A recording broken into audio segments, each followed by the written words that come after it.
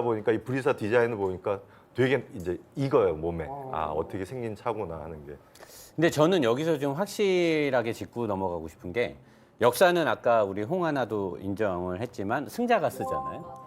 근데 지금 살아남은 승자는 사실 현대자동차고 그 우리 역사 속에 봤을 때 50년대 초중반부터 60년대 초반까지는 우리나라 정부가 자동차의 제반 사업에 관심이 그렇게 크지 않았어요. 왜냐면 국가 제반 설립이 급했기 때문에 원래 모든 국가가 자동차 산업이 굉장히 핵심인데 여기에까지 신경을 쓸 수 없는 우리나라의 정책적인 문제, 국가가 이제 뭐 전쟁 통해 뭐 전쟁 끝나고 나서 뭐 수습할 게 얼마나 많아요. 거기다가 전쟁 전에는 또 일제 시대가 있었고 그러다 보니까 나라의 행정과 국가 정책이 뒤죽박죽이었는데 그게 끝나고 나서 이제 미군이 우리나라에 어떤 이런 걸 해주고 또 일본이 우리나라 철도 깔고 뭐 하고 하면서 행정 쪽에 많이 관여가 돼 있으니까 정부가 굉장히 혼선이 있었어요. 과연 우리가 어느 라인을 타고 어떻게 가야 될 것인가. 그리고 국가에서 정책적으로 뭔가 못하다가 국가에서 이제 시발 자동차에 정책 지원금을 줘요. 그다음에 뭐 국가에서 시행하는 어떤 상도 주고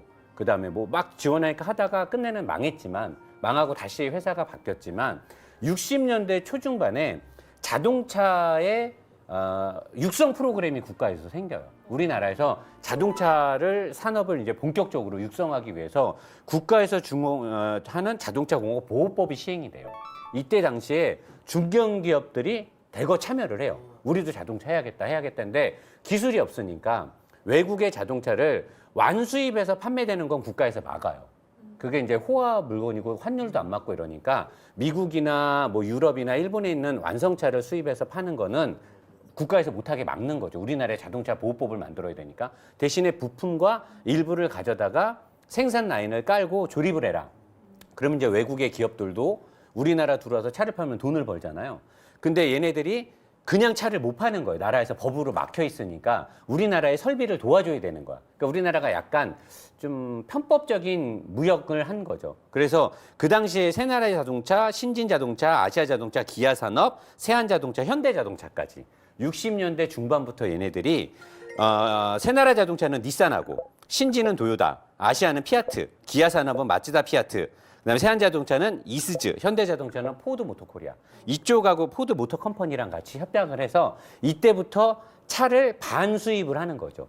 그래서 우리나라의 설비를 깔고 완성을 해서 팔기 시작해요. 이때가 사실 우리나라가 본격적으로 자동차 산업이 시작했다고 보면 되는 거예요. 60년대 중후반. 이거는 이제 역사에 이렇게 많지는 않은 거예요. 왜? 흑역사잖아요. 정부도 그렇고 기업도 그렇고 자발적인 거나 자기들의 노하우로 시작한 게 아니라 법을 먼저 만들어 놓고 법에 맞게 기업이 성장을 한 거죠. 그래서 우리나라 자동차 역사는 약간 흑역사라고 봐도 돼요. 저는 개인적으로 그거는 흑역사는 아니라고 생각해요.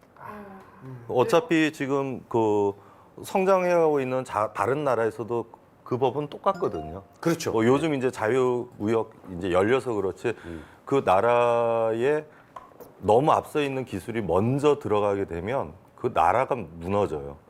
예, 그러니까 그런 부분은 흑역사라기보다는 그냥 우리나라가 그만큼 어려웠던 시절이 그렇죠. 네, 그것도 맞는 거죠. 저는 이제 왜냐면 흑역사라고 표현하는 게 보통 유럽이나 미국이나 일본은 보면 창업자가 자동차에 대한 열정과 어떤 기술 이런 거를 가지고 사실 창업을 하는데 우리나라는 이렇게 보면 여기에 관련된 회사의 대표들이 레이서 한 명도 없고 그냥 뚝딱뚝딱 만취만 갖고 차 이렇게 고치던 사람이거나 뭐 돈 벌기 위해서. 이때 당시 현대자동차도 사실 뭐 자동차에 관련된 고 정주영 회장님이 자동차에 관련된 무슨 일을 하던 사람은 아니었거든요. 그냥 단지 그냥 뭐 쌀집으로 시작하고 뭐 이렇게 했는데 뭐 이제 그래서 저는 흑역사라고 표현을 하는 거죠. 창업자가 자동차는 1도 몰라요. 그냥 돈 벌기 위해서고 국가에서 어떤 제반 사업이 시작이 되니까 국가의 돈을 좀 받고자 뭐 이런 것들. 그래서 저는 흑역사라는 표현을 쓴 겁니다. 그러니까 우리나라 스포츠랑 비슷한 것 같아요. 왜냐하면 스포츠가 좀 자발적으로 탄생한 게 아니라 국가가 정책적으로 이제 이 프로리그를 만들어라라고 해서 탄생한 게 굉장히 많거든요. 약간 좀 닮은 면이 있는 것 같고 현대자동차 이야기를 좀 해봐야 될 것 같은데 이제 쌀가게 배달원으로 취직했다가 이제 친아들보다 성실해서 가게 주인 신임을 얻고 가게를 물려받아서 쌀가게 주인이 된 바로 이 정주영 당시 회장이 1940년 중일전쟁으로 이제 쌀가게 문을 닫고 3,500원의 경영난에 처한 자동차 수리 공장을 이제 인수했는데 그 역시 이제 불에 탔다가 이제 뺏겼다가 이제 갖은 고생 끝에 1947년 현대그룹에 모체를 할 수 있는 현대자동차 공업사를 설립을 하면서 이제 현대자동차 역사가 시작이 됐죠. 진짜 이렇게 역사 얘기를 듣고 있으니까 일단 다 세 분 다 엄청 다 똑똑해 보이시고 갑자기 예. 그리고 특히 노 사장님은 그 역사계 설민석 선생님이 네. 계시잖아요. 그러면은 약간 노민석? 설사장 정도 별명인데 네. 저는 사실 역사에 기록된 것보다는 네. 살아 생존하셨던 분들이나 아니면은 그 메케닉 쪽에 있는 분들한테 이제 증언이나 제가 자동차 리뷰를 만들면서 따로 외부적으로 취합했던 자료들. 그래서 제가 말하는 것들은 사실 뭐 네이버나 이런 쪽에 없는 내용이 많죠. 네. 그래서 저는 이제 산 증언들을 네. 베이스로 해서 만든 거고 네. 두 분은 아무래도 직업상 네. 되게 올바른 발언을 하시겠지만 저는 사실 좀 틀릴 수도 있습니다. 아니 아까 너무 잘 네. 들었습니다. 일단은 김현애 기자님이 방금 이야기해 주신 걸 좀 정리해 보면은 이제 현대자동차 공업사를 설립했다까지 이야기를 해주셨는데 이제 1967년 12월에 현대자동차가 설립이 됐고 그다음에 1968년에 포드자동차랑 이제 기술 협약을 맺으면서 포드 모터 컴퍼니. 네, 그렇죠. 코티나를 양산하기 시작했는데 이게 현대차 최초의 모델이기는 한데 여기 있네요. 코티나. 네, 이게 바로 현대차 최초의 모델이긴 한데 근데 아까 제가 말한 대로 이때 태생이 당시 무섭잖아요. 60년대는 네. 자체 기술 없었고 완성 수입차 없었고 그러니까 일부의 설비 기술을 받고 완성차가 아닌 꽤 많은 부품들이 온 상태에서 우리나라에서 조립. 그러니까 우리나라 차라고 볼 수가 없는 그렇죠. 거죠. 그러면 이거는 태생은 유럽이고 우리나라 미국. 예, 미국. 이민을 온 거예요. 그러니까 약간 연예인으로 치면 로버트 할리시 같은 거의 그렇게 봐도 그런 되죠. 느낌이죠. 외국에서 와서 이제 우리나라에 정착을 하게 된 혼혈로 보면 되죠. 예, 그런 느낌인 것 같아요. 그 뒤로 이제 뭐 그라나다도 있고 몇 개가 있는데. 예. 그 다음에 이제 아까 보여주셨던 포니 2차인데 네. 이 포니라는 이름이 여자들은 포니테일 이렇게 얘기 많이 하거든요. 제가 이렇게 오늘 머리 묶은 게 조랑말 그 머리 모양의 느낌의 포니라고 하는데 그 이름 때문에 진 건가요? 왜 포니인가요? 조랑말과 연관이 있나요? 제 기억에는 저 네. 포니 심볼이 조랑말이었거든요. 네. 그쵸. 네, 맞아요. 예, 맨날 저희 집 두 번째 차가 얘라서 저 사셨네요? 맨날 말이 있어가지고 예? 아니요. 그래서 한때 헷갈렸던 게 포드 머스탱하고 얘하고 굉장히 헷갈렸었어요. 근데 요것도 역사에는 지금 기록이 없을 거예요. 근데 제가 알기로는 정확하지 않을 수도 있는데 이 당시에 현대 고 정주영 회장님께서 우리나라 이제 독자 개발 차를 만들면서 여러 가지 일화가 있는데 그리고 저 차의 디자인도 고 정주영 회장님이 저걸 한 게 아니라 정주영 회장님의 동생분 정세영 회장님이 이 차를 만들 때 유럽 쪽에서 이제 우리나라는 기술이 아예 없으니까 근데 미국에서 반완성차를 받아다 조립하고 판매하는 거 외에 완벽하게 이제 독립적으로 가야 되니까 디자인을 미국 거를 따라가지 말자라는 정책을 세웠고 유럽에 알아보니까 영국이나 이태리나 그 당시에 이제 독일은 전쟁이 끝낸 지 얼마 안 됐기 때문에 그 전범 국가 이런 것들 때문에 우리가 접근하기가 힘들었고 그래서 정세영 회장이 조르제토 주지아로가 근무하고 있었던 이탈 디자인과 업무 체결이 되면서 그 당시 또 그 당시 환율과 뭐 이런 걸로 봤을 때 천문학적인 돈을 주고 이 디자인을 받아온 거예요.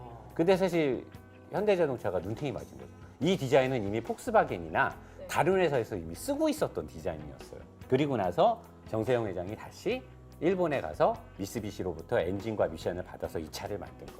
그래서 이 차가 포니가 된 거고 우리나라의 첫 자체 생산 모델이 된 거죠. 약간 좀 호구 잡히긴 했네요. 그죠? 왜냐면 근데 호구를 잡힐 수밖에 없었던 게 기술 없지, 정보력 없지, 국력 없지, 그다음에 기업 브랜드 없지, 뭐 하나 갖춘 게 아무것도 없잖아요. 그리고 있었던 거 딱 하나의 돈. 근데 그 돈도 현대가 다 돈을 번 게 아니라 이제 국가에서 무역 장벽을 막아주고 엄청나게 밀어준 거죠.